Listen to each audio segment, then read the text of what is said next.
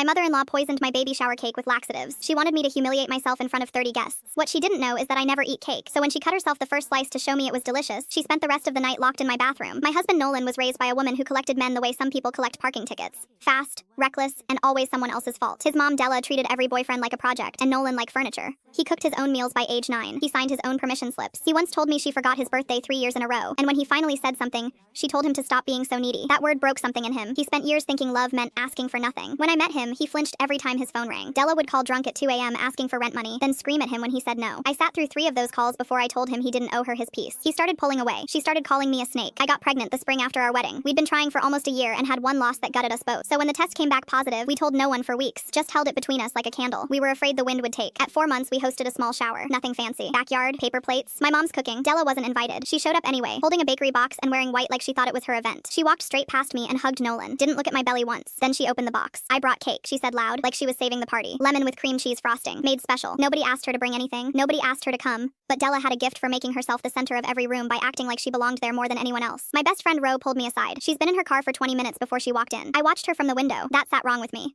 20 minutes doing what? Sitting? Fixing the cake? Both? I didn't say anything. I just decided I wasn't touching that cake. The shower went fine. People ate, laughed, handed me tiny shoes wrapped in tissue paper. Della performed the role of loving grandmother so hard that even Nolan looked uncomfortable. She kept touching my belly without asking. She kept saying, I just hope the baby gets Nolan's nose, then laughing like it was charm and not an insult. When it came time for cake, Della insisted on cutting it herself. She plated a fat slice and put it right in front of me. Eat up, mama, she said. You're eating for 2 now. She stood there, watching, waiting. Her eyes locked on my fork like she was timing something. I smiled and told her I couldn't do dairy right now. Doctor's orders. It wasn't true, but it was easy. Her face flickered for half a second. Then she recovered. Oh, that's a shame, she said, her voice a little too light. I watched her next move. She grabbed my slice back, shrugged, and said, well, I'm not wasting it. She took a bite, then another. She made a show of it, moaning about how good it was, looking around like she expected applause. 20 minutes later, she was gone. Not goodbye gone. Sprint to the bathroom gone. We heard everything through the door. My mom froze mid-sentence. Ro looked at me and mouthed, the cake. Della was in there for almost 40 minutes. When she finally came out, her makeup was streaked and her white outfit wasn't white anymore in the places that mattered. She tried to laugh it off. Must be a stomach bug, she said, barely making eye contact. Nobody said a word. The silence was thick enough to sit on. That night, Ro and I cut into the leftover cake. Instinct. We found a small zip bag wedged under the bottom layer, half empty, with residue inside. I looked it up. The markings matched an over-the-counter laxative, the kind you dissolve in liquid. She'd worked it into the frosting. Not just a pinch, enough to cause serious cramping for someone 5 months pregnant. I showed Nolan. He didn't speak for a long time. Then he picked up his phone,